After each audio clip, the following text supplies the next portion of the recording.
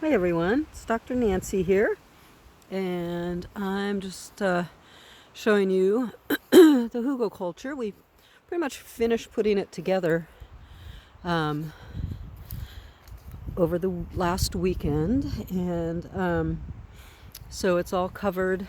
Again, it's branches and manure, and straw and composted manure and garden soil, and then what I did this weekend was plant a whole bunch of ginseng seeds on both sides and along the top. Some of the elders we had to move from the foundation of our house because that wasn't going to work, so I moved them over here. They're starting to recover a bit. These are the red elders, the native ones that the deer can kind of take or leave. I also have a little crataegus or hawthorn here that I've planted that the deer, for whatever reason, don't seem to bother at all. I would think they would because it's in the rose family, but it's another elder.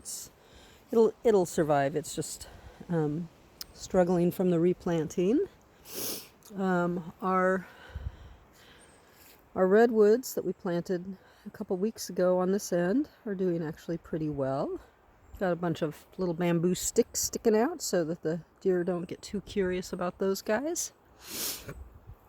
Our Melissa that we transplanted a couple weeks ago are actually doing fairly well and have even put out some flowers. Here's our other redwood. She's doing okay.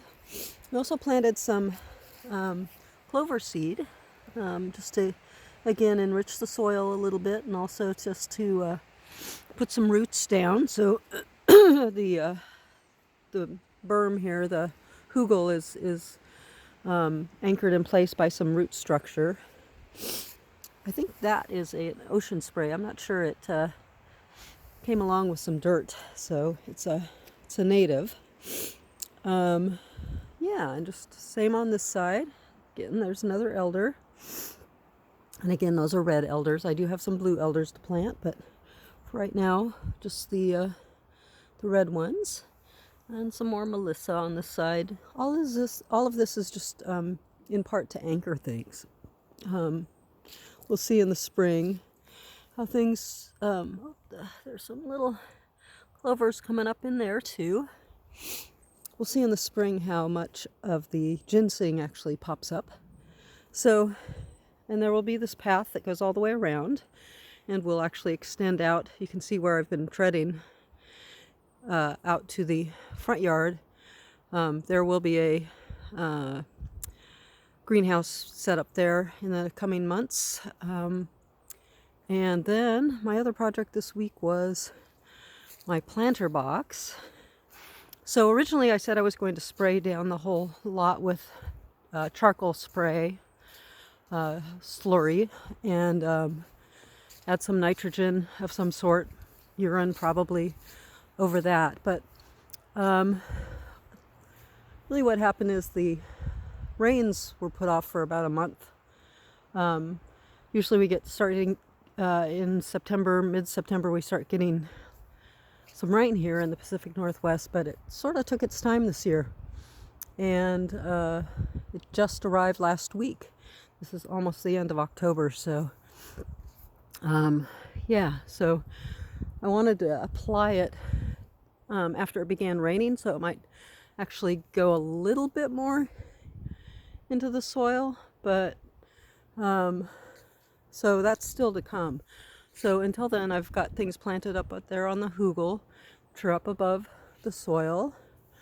And then I made this planter box where I've planted my garlic and some more ginseng. When you buy a package of ginseng seeds, you get 120 seeds, which is quite a lot. So I built this this planter box out of the scrap material the guy who lived here before kind of left. He had a lot of lath. So I used that to do the sides. It's on a slope, so I had to kind of adjust for the slope, which made it a little less square than I'd like, but it's a planter box, you know. So yeah, so we've got our garlic here, two varieties of garlic planted for the spring. And in between a couple of the rows, we've got some ginsengs that'll stay in there for probably 3 to 7 years. Thought this would make a nice root box. So so we get some big, deep, long roots. I'll fill it up with soil as we go on in the years, but for right now, this is how it is. Yeah, and soon I will be getting some of these guys in the ground as well, specifically this Vitex. I'm sort of waiting for it to go into dormancy before I move it at this point, but I might decide to do it a little sooner than that. And then this juniper. This juniper actually is sort of the reason we're here, because I got this crazy idea that I would start planting for the distillers, and I needed land to start growing items for especially gin distillers. So because this particular juniper was in our neighborhood, and it produces the most amazing berries. I mean, they are sweet. They taste like gin. They're just they're gorgeous and flavorful. And so this little juniper sort of started it all. And then one last thing I want to show you, because it's so lovely, our pineapple sage. I always grow them because they bloom so late in the year, and they feed the hummingbirds, the resident hummingbirds. And the little garden that I made out of the leftover stepping stones that the guy before us left, it's actually doing quite well. I've thought about digging all those guys up and moving them about, but right now they're actually doing well. That oregano especially is just so happy. So I'm just kind of leaving everything alone. It's doing fine. So that's sort of what's going on this week. I did get a number of pallets from a new friend that I have, and those pallets will be used to fashion a compost bin soon. And then I hope to do a couple of sheds, or maybe a bathhouse built out of pallets, a pallet building. So, and of course I still have the wood to continue chopping over there. So lots to do. I just wanted to update you all on how the progress was going. The two big things this week were finishing the hugelkultur and building this place to plant my garlic. All right, take care. Talk to you later. Subscribe and like. Thank you.